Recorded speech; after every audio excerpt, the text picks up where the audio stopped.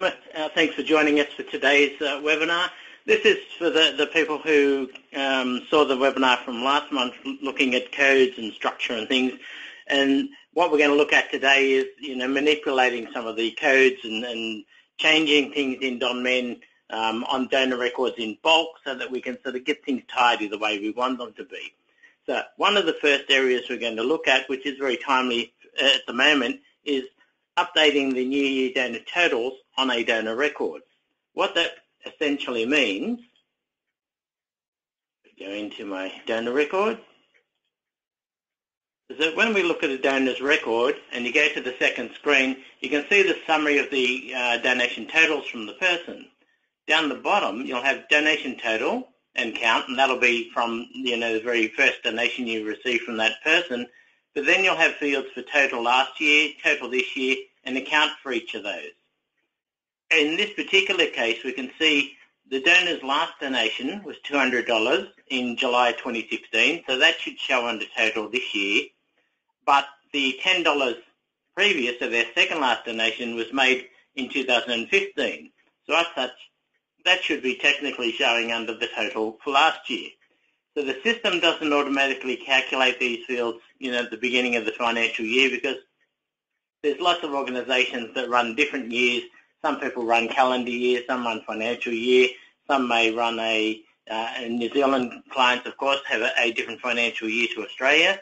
And some people might have a May year or a September year or something like that. So there's nothing in the system to do that automatically. In order to get these figures to recalculate, it's quite an easy process. If we get out of the donor record, you need to go from your start menu into housekeeping, and the very last item on that menu says update New Year donor totals. When we run that program, it pops up a message saying it should be run at the beginning of every financial year.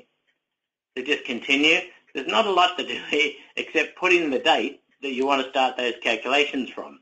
So now that we're in the start of the 2017-18 year, if I put 010717 and then yes to continue, so the system will then go through each of my donors and update the fields on the second screen based on the donor's history.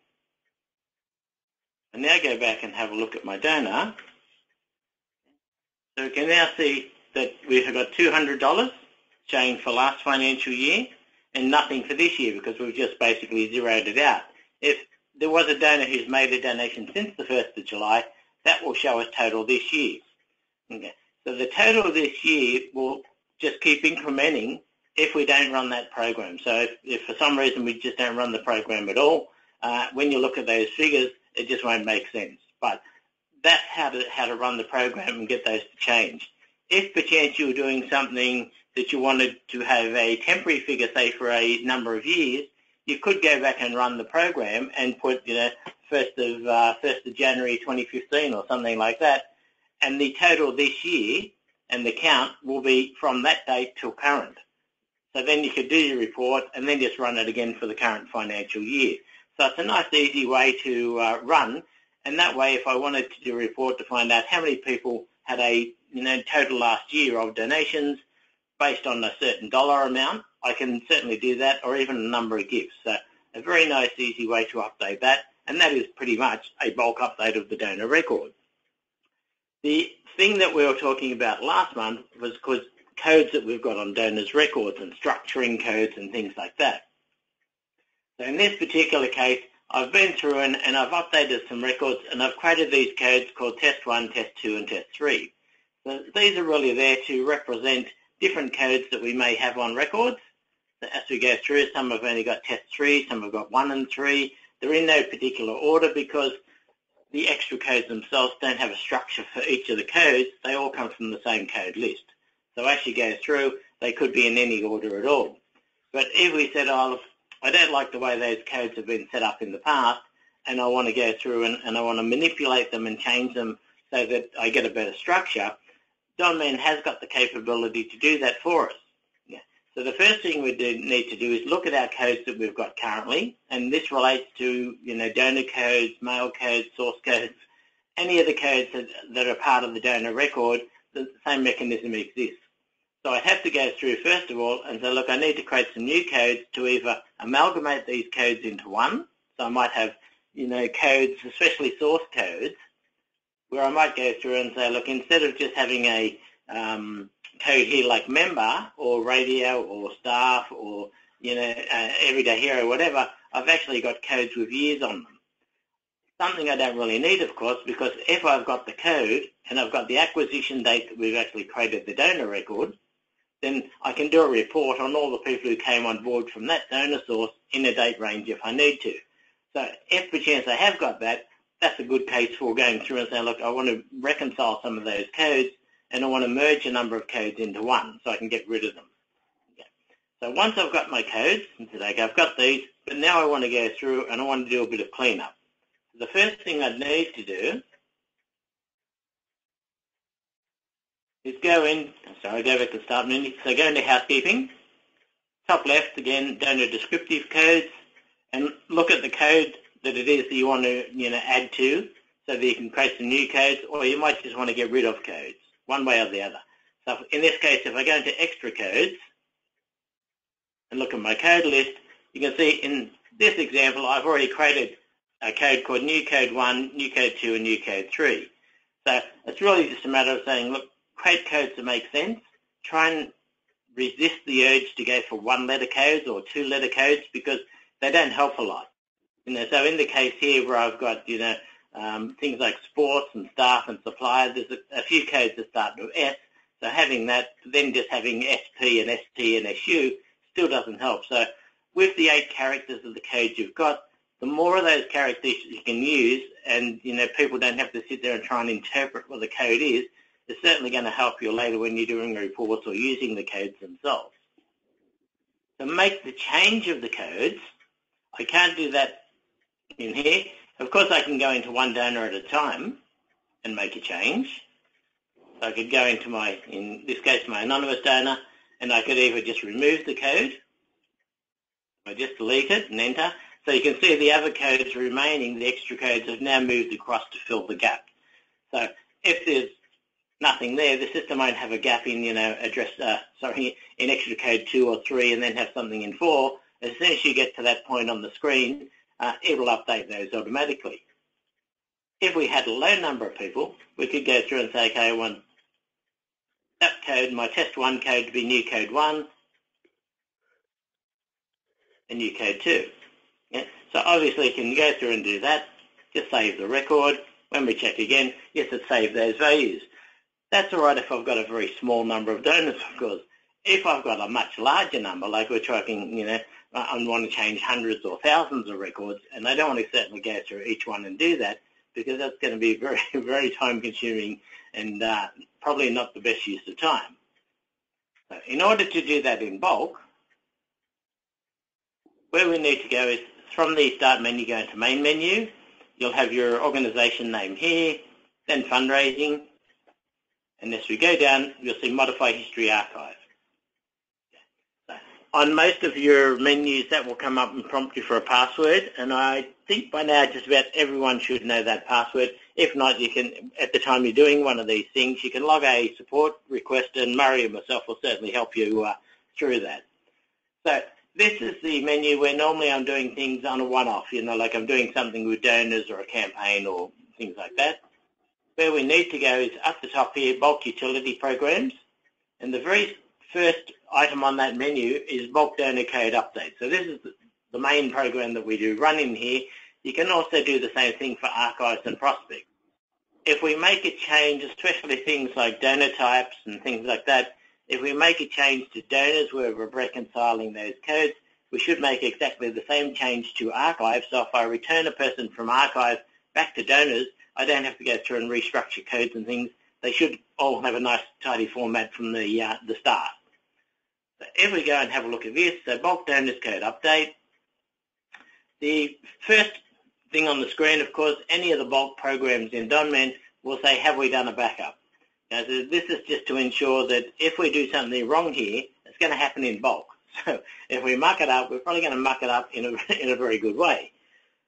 Normally a backup will happen on your network or server overnight, But if you're doing something that was a little bit more involved and you said, look, I want to be able to just ensure I've got a backup of the data, what you can do, I won't do it. So you'd get yourself, so you'd escape Donman. There. Go through your computer into whichever drive you've got Donman on. Have a go in, so I'll see. So for most organisations, your working folder will be your DM work folder, and within that, you'll have a folder called data. Okay, so you might not necessarily have all of these subfolders because when we're testing stuff, we have things that everyone else has parts of, but not everything. If I go to the data folder, I can then right-click, and one of the options here is send to a compressed zip folder. Okay, if you've got a program like 7-zip, you can choose that, and also add, choose to add that folder to a file called data.7z or data.7zip. So either way, you'll get the same result. So if I go through, I'll just do it the Windows way.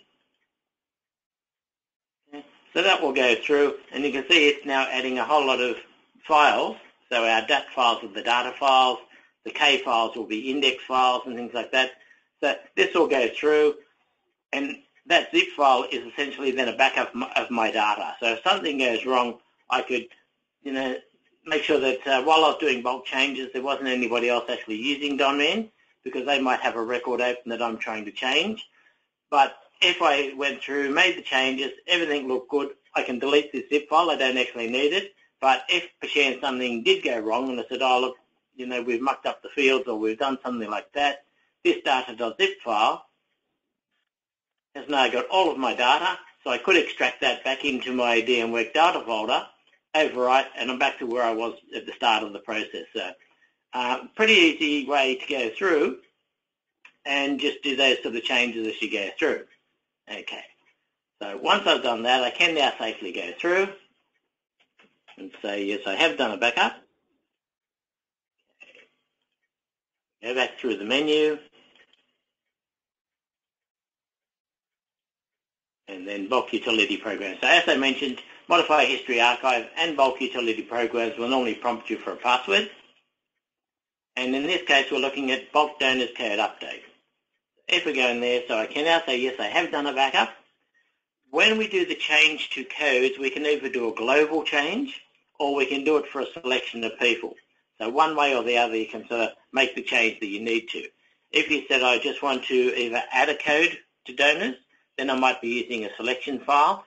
If I'm doing a global change, like say my test 1 code, I just want to get rid of. It's just an old code that's now, superfluous to our use. We don't need it anymore. I just want to go through and say, look, let's just kill that off. So in that case, I wouldn't need a selection file. Down the bottom of the screen then, it'll say which code type is it that you're changing. So if you click on the drop down, you'll see, in this case, extra codes, and yes to continue.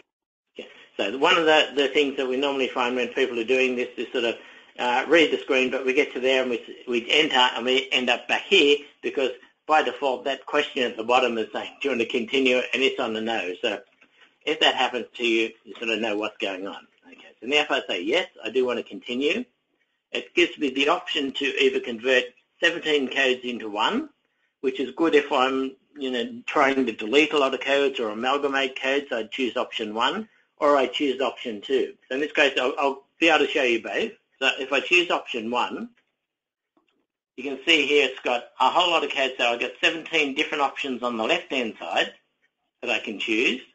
So if I went through and said, look, I want to choose test 1 and test 2, and I don't want to do a third one, then it takes me across, and there's only one line that goes across in the middle here. So I can choose as many different codes as I need to change to the one on the right. So I can either then choose to change that to a new code. So I might say, look, I'm going to change that to new code 1. And then down the bottom I can continue. Okay? So if I say yes there, that will go through and do the change. If perchance I said, no, I've got more to do than that, it's a little bit more tricky, then again, as I said, you could go through, choose the selection file of people, and say, okay, that's what I'm trying to do. Again, choose extra codes down the bottom, and say yes, yes. Okay. So if I choose option 2, you'll see primarily the difference is where it will say from and to. There's a line now across each one. So I could now go through and say I want to change test 1 to code 1. Okay. Test 2, code 2. And if I just wanted to get rid of test 3, I could just enter and the system will put no code there. So that's the same as if we were doing an amalgamation of codes or getting rid of a number of codes. I could choose all the codes on the left that I want to basically zero out and clear off the donor records. And on the right-hand side, just enter, and it will put no code. So if I then do that, that'll get rid of all of the test 3 codes from the donor's record. If I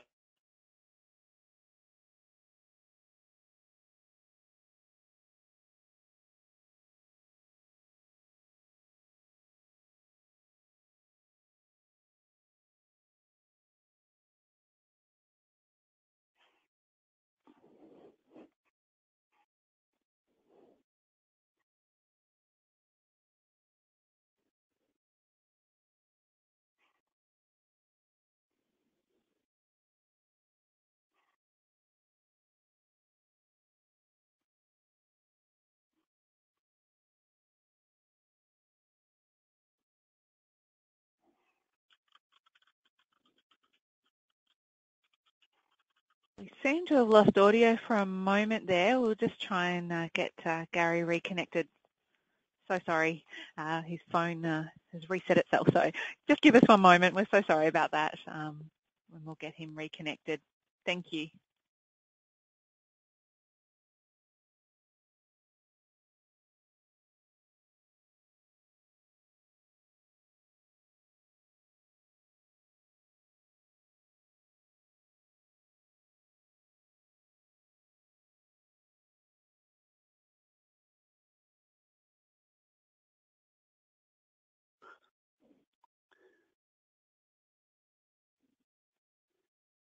Is it worth swapping across to me for the moment?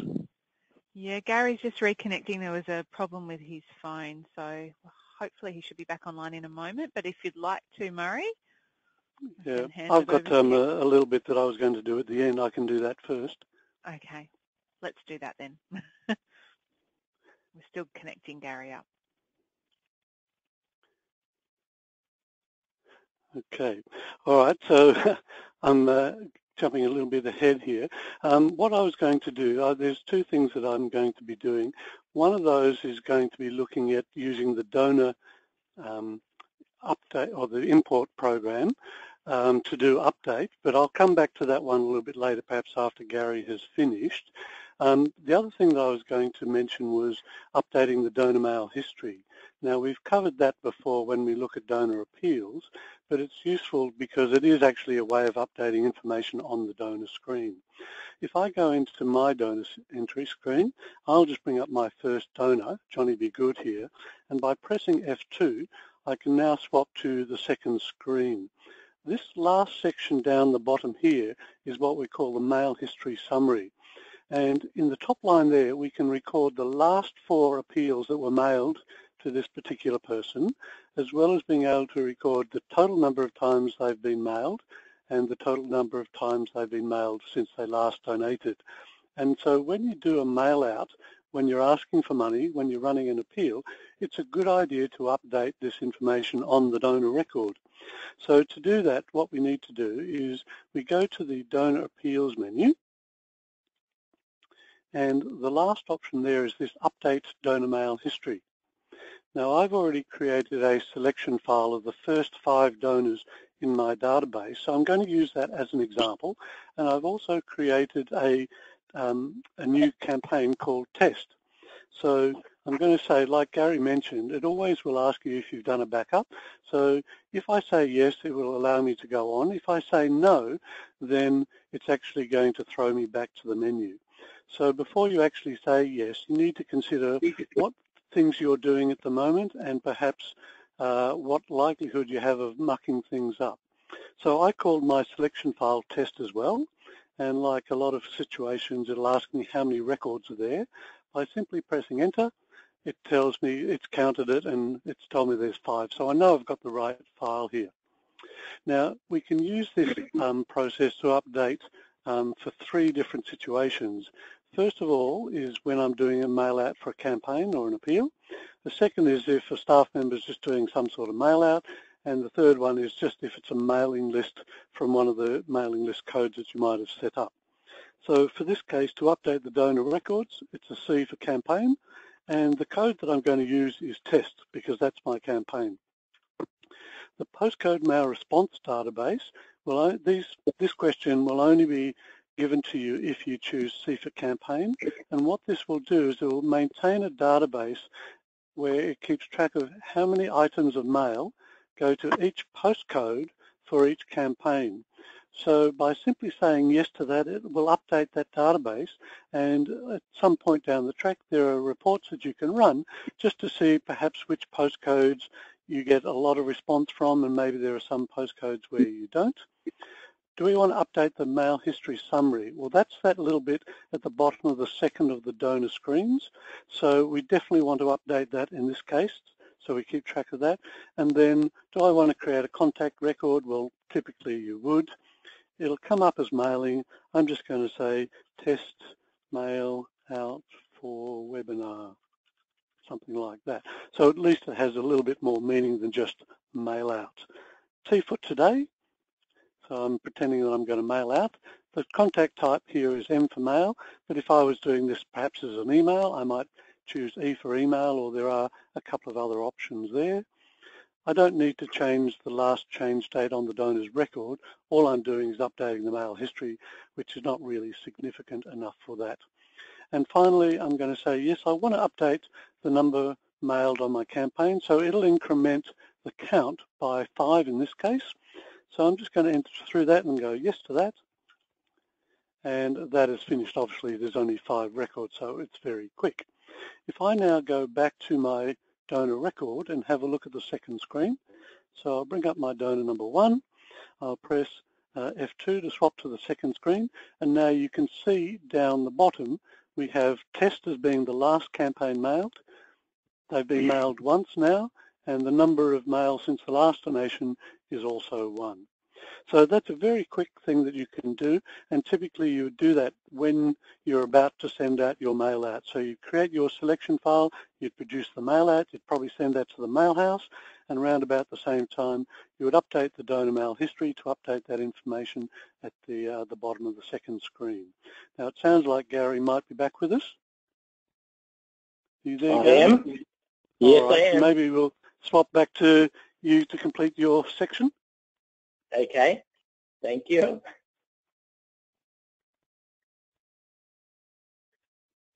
Hello, everybody. I'm back again. Sorry, technical hitch. The joy of being remote sometimes. Okay. So what I was showing you previously was just how we've been through, and I've done the bulk change of the code. So the test 1 became new code 1, test 2 became new code 2, and test 3 is now gone. So if I then scroll through my donor records, we can see that that sort of happened. So I've got a test 3. Okay. So I could still go through and say, okay, look, I've got something there, because if I'm using a selection of people, not all of the records would have changed. Okay. So it really depends on doing the global change, yes or no. So again, if I said, look, I now want to get rid of new code 1 or new code 2, or again, I want to change them. So at any time, as you go through, you can go through and make this change of code so that your structure is what you want it to be. So later on, you then have a whole lot of codes. If you're getting to the point on the screen here where I'm using 8 extra codes, then there's possibly somewhere else you could put some of that data, because that's getting very heavy in that sort of area. Because if I said, look, if it's to do with mailing, I should either be using my mail codes or my mail list and things like that. If it's to do with, events and functions and things people have attended, then information like that can go into function records. So there's a whole lot of stuff that you can do in here.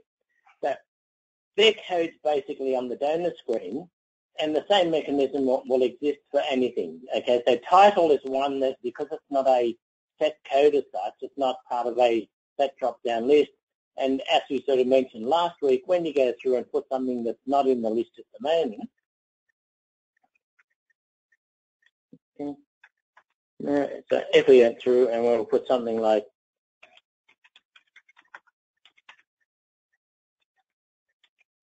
whatever and go through, so the system will come up and say, is that something you want to add to the list? In this case, of course, no, I don't want to. Whereas any other code, the donor type, etc., you can pull up the list, but if you type something that's not in the list, so if we were to type, the system will just come up and tell you that that doesn't exist, so it's validating the codes as you put them in.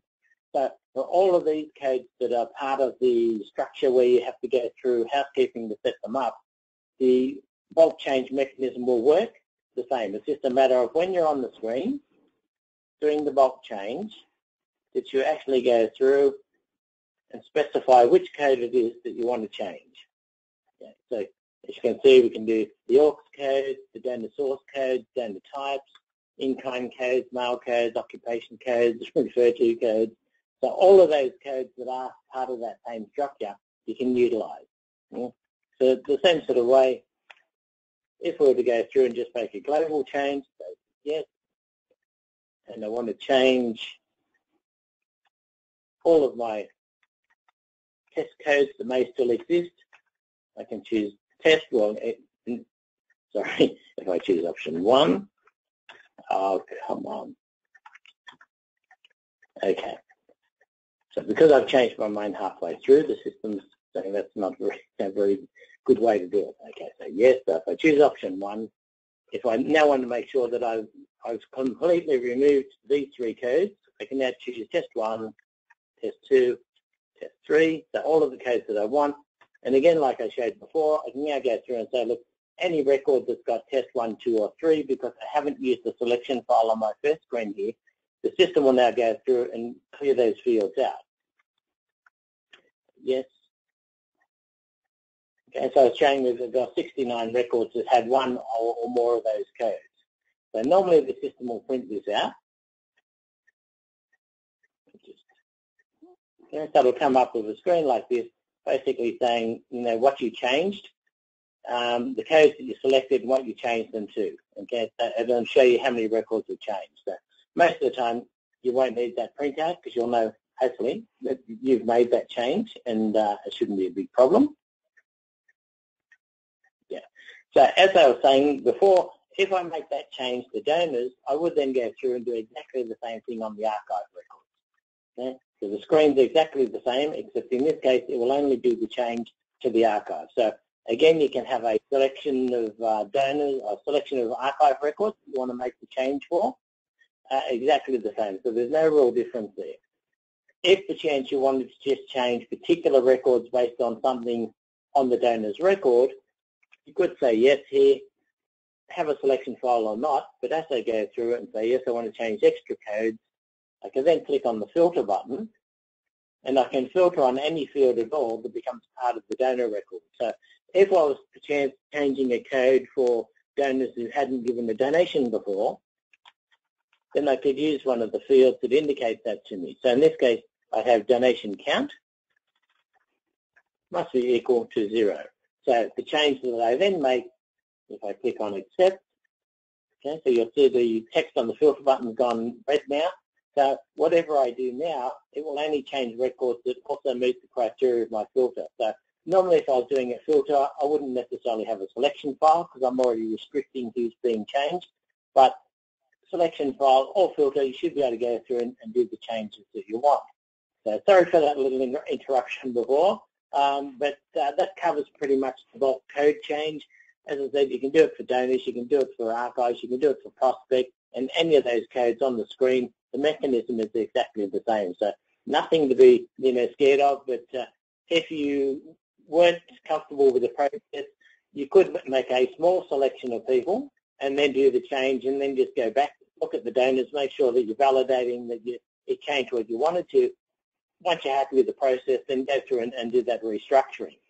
Once we've done our restructuring, just before I hand over, the thing I would have to do then is go back into housekeeping donor descriptive codes, go into my extra codes. So, okay, now that I've made the change, these codes can now disappear. Okay, so I can now go through, press Shift F6 and delete those codes from the system. Okay. So only do that if you know that you've actually changed all of the donor records or all of the archives. Otherwise, actually go through a donor screen, it will get to that field and try and validate the code part of your list, and if it's not, it'll just stop there and say, this is not a valid code, basically. Okay, so thanks for your time, and I'll hand over to Murray now.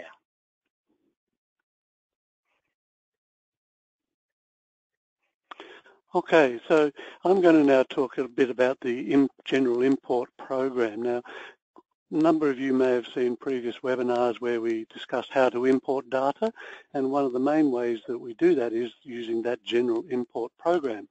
But the import program actually has the ability to update records as well as create new records. So that's what I'm going to have a look at. Now, the import program can actually update up to 33 fields all at once. So what Gary's looked at is where we pick a particular coded value and we can change that. But there are other fields on the donor record that aren't coded, that aren't covered by that. But also we can sort of change as many of those different fields as we like, rather than having to do each field one at a time. So I'm going to be doing an example a little bit later where I want to change user code 2, but I also want to change the mail code as well, and I can do that all at the one time. One of the other advantages too is that if I wanted to change certain people to one code, then another group of people to a different mail code, say, and then a third group of people to a different mail code again, if I was using the bulk donors code update, I would probably have to create 3 separate selection files and run that program 3 times. Whereas if I can prepare the data beforehand with the codes that I want them to be, then I can actually do that all in one hit. When we do this, the donor number is the key. By that, what I mean that we need the donor number, and so it uses that donor number to look up the donor, and it knows, therefore, who it wants to actually update. So you always have to have the donor number in the file. This program will use a text file, either comma or tab delimited, and so one of those fields has to be the donor number. The difficult part, I guess, in running this whole process is actually preparing the data correctly. Now, the beauty also is that you can actually look at the data before you use the import program and make sure that, yes, I've got the right information for the right donors, and then when you do the import, you know that it's going to update it exactly as you've prepared that data. So that's the key part. Getting the data correct in the first place is very important, and then running the data itself through the program is quite easy. Okay, as I mentioned before, it uses a text file to update the fields. Now, the text file can only have a maximum of 34 records, or 34 fields, including the donor number, but you don't have to have that many, and you don't necessarily have to actually update all 34 fields. You can have those fields there and tell the system, don't change these fields at all. Okay, that's basically what I've mentioned there. Now, whatever is in that file, if you choose to update that column, then all donors will have that information updated. Don't put a blank there thinking that it will just retain what's already in Donman. If you put a blank in one of those columns that you're importing or updating, it will blank out whatever information is already in Donman. So if that's not what you want to do, you need to make sure that the data that goes in is the same as what's currently there. So typically when we run this, we will often create some sort of export from Donman. Now that could be using something like Visual Reporter, or it may be by producing a selection file and then producing a merged data file. Okay, when you do this, if you're doing any codes, so when I do my example, you'll see that I'm going to be doing the mail code and the user code too. So any codes need to match exactly what they are in Donman. And of course, apart from the title, every other code in the system is uppercase. So you need to make sure that the data that goes in for codes is uppercase. Also, there's no validation, so it's not going to check to see whether the code that you enter into your text file is actually an existing code in Donman. So you need to make sure that they are correct. If you import it and it's not a correct or valid code, then as Gary mentioned before, if you try and enter past that field on a donor record, it's going to stop you and say, hey, that's not a valid code. Now, under those circumstances, you could actually create that as a valid code and then use the program that Gary showed you to change from the code that you incorrectly imported, change it to the correct one, and then you could delete that code. Okay, so as I mentioned before, I'm going to use an example where I want to set the user code 2 for corporates based on their last donation date. I also want to change the mail code where there's no email address. So some of the codes that I've currently got have got a code that might be, say, all, but there'll be all/n where they get all mail plus they get the newsletters. And I don't want to mail a newsletter to a corporate unless they've got an email address, because otherwise it's probably a waste of money. And I can potentially make some ad hoc changes as I look at my data. I might go, actually, no, I want to keep that the same, or I'll do something special for that. So that's kind of like a little bit of an exception to the rules. Okay, so here is what I'm going to do in my example. My user code 2 I've renamed to be CorpStat, as in corporate status. I want it to be current for those that are given in the last 4 years or so. For anyone whose last donation was prior to that, I'm going to give them a code of past, and for anyone that's never given, it's going to go to never. Now, for those corporates that don't have an email address, if they've got a mail code of all/n, I'll change it to all, tax/n to tax, Christmas/n to Christmas, and if they've only got a newsletter, I'm going to set them to no mail. So the process basically will be, I extract the current data from Donman, and I've already done that, so we probably don't have time to actually go through that process. What I've done is I've created a visual reporter report of all my corporate donors, and I've outputted relevant fields, and I'll show you the output that I've got as a spreadsheet. I could have also done that as a selection file of my corporate donors and then created a merged data file that I then import into Excel. Now, I mean, it doesn't have to be done in Excel, but that's clearly the obvious way to do that. Once I've got that, I can then modify the data to suit the way that I want it to appear when I import it back into Donman, and then finally I import that data back into Donman. Okay, so what I'm going to have a look at first of all is the data that I've extracted from Donman. So I've got that in my before spreadsheet.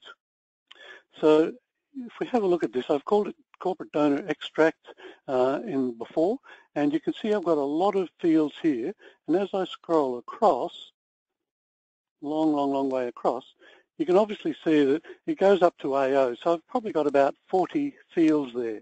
Now, I said that we can't import more than 34, so I needed to reduce the number of fields there. So some of these fields I need in order to determine what value should go where. So what I have done in my final file is I've gotten rid of a whole lot of columns. I've looked at the date of their last donation, and based on that, I've assigned a value to the user code 2 or the corporate stat column based on whether it's past, current, or never. I then no longer needed the date last, so I was able to delete that. And then I was able to look at their email address and sort by email. And then for those people that didn't have an email, I just did a global change to say change from /n to blank. So any of those that maybe had Christmas/n, it just would have converted that in my file to Christmas. And I also did one that said N letter for newsletter. I've just changed all of those in bulk to no mail. And that probably took me all of 2 or 3 minutes to do. So basically sorted on a couple of things, copied and pasted the various coded values, and then I ended up with a file like after. So this is the file that I've ended up with. So basically I've got the donor number. I've left the email address there, but I don't really need it. I've got their new mail frequency or mail code. Oh, I did leave the date last there, but again, I didn't need that. And then I've got this corporate status field. So what I'm actually going to do is I'm going to do an import with an update option, and I'm basically going to update the mail frequency and this corporate status or the user code 2 field.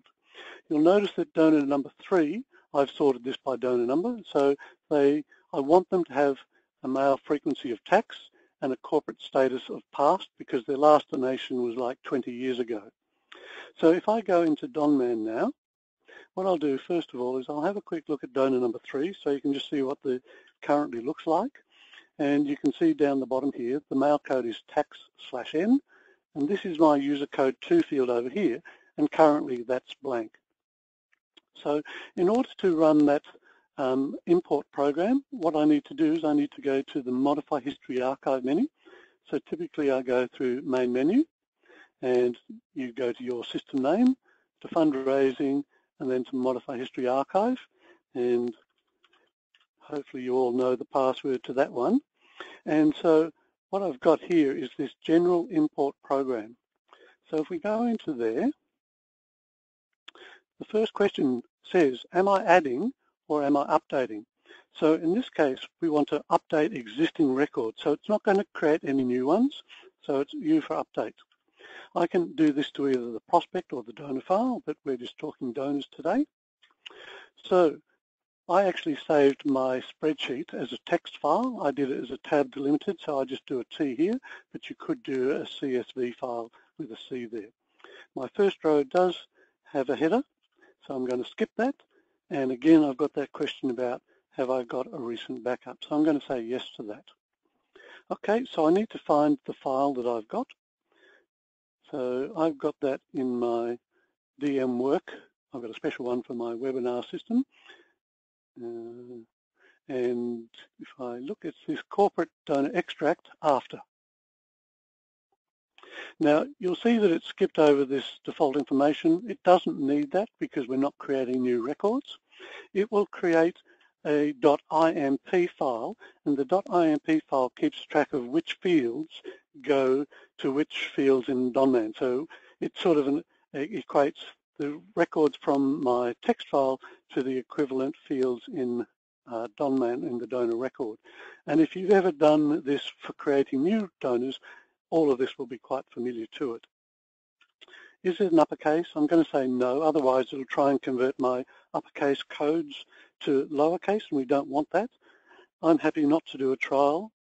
So it doesn't need to do any text deduping or anything like that because we're giving it the donor numbers. It knows which records it has to work on, so I can simply press enter here. So in this case, it's come up and it's tried to work out which fields go where. So it's already worked out that donor number comes from the donor number.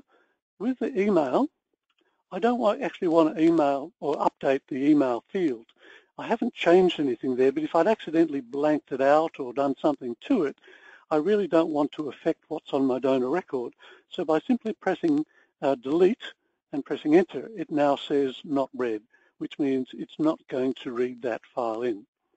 Okay, now I do want to update my mail frequency, and it's already worked out the name of that one, so that's fine. I don't want to read the date last, but I do actually want to read the corporate status line. Now that's user code 2, so I just go down and I pick user code 2. Now obviously if there were other fields that I wanted to update, I could do so. In my case, I'm only updating 2 different coded fields, but there's nothing to say that you can't update a text field. So you could go through and you might say, want to change all people that have got Mr. or say Ms. You could change that to be Ms/Mrs. or you could make changes to that or anything at all that you want. Having pressed enter on that, it now says, are you ready to begin? And I'll say yes to that. So that's now running through all my donors, and it's come back and it said it's read 825 records. That's how many I've got in my database. It's only a small database. Okay, so having finished, it's saying it's found and updated all those records there. Now, it would say that even if nothing had changed. So there would have been some donor records there where, oh, actually, no, there wouldn't. They all would have been changed because they all would have had their corporate status updated. But even if there wasn't a change, it's just going to write back the unchanged data and say that it's updated it. So I'm just going to go back now to my donor number 3, and we'll have a look at donor 3. And we can see now that the mail code is tax because there's no email. So for the ones without email, I don't want them to get a newsletter. And we can see over here that our corporate status is now passed. So it is a very flexible way of doing things.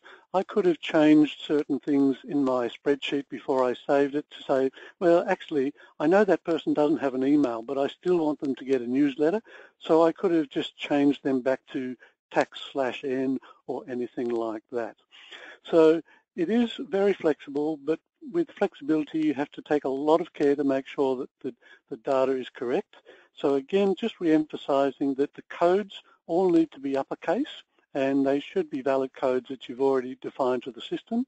And if you blank out a particular cell or some data in there, when that gets read back in, it's going to blank them back out again on your file. So just be careful of that. I'm going to pass back to Marla now, and she can go through any questions that there might be. Great, thank you, Murray, and thank you, Gary. Just a reminder, if you do have any questions, as we mentioned earlier, you just need to open that control panel to the right of your viewer window, type your question in the box provided, and then click on send, and we will run through them in the next few minutes. Of course, if you'd rather take your question offline, you're welcome to contact us on our main email address or via our website. So we'll give you a couple of moments, and while we're giving you some thinking time there, I'll just let you know our next webcast is in September. So we have a month off in August, and it is on the 12th of September, and it is on other codes in Donman. I believe that's up on our website now, so you can register, but we will send you some details out prior to that date, so you can register. And while we're waiting for questions, there's just one thing I'd like to mention too. With that bulk donors code update, if you want to add an extra code to a certain group of people in a selection file, you can effectively do a bulk change from blank to whatever the extra code is, and it will actually work out the next available slot. So for some donors, they may have no extra code, so it'll pop that into the first slot. But if they've already got 2 or 3, then it's obviously going to put that into the slot that's the first one that's free. Okay, great. Well, we might wrap it up there because it doesn't look like there is any questions today. As I mentioned, our next webcast is September. We do record all of our webcasts, and they are available on the client portal, so that's where you enter your tech support inquiries. There's a video section, and you can watch all our previous webcasts. This one should be popped up there in the next couple of days. So please have a look there, or go via our website at donman.net.au and follow the links there. So we'll close it off there. Thank you again for your time today. Thank you for joining us, and thank you, Gary and Murray, for presenting another great webcast. Goodbye for now. Bye. Bye now.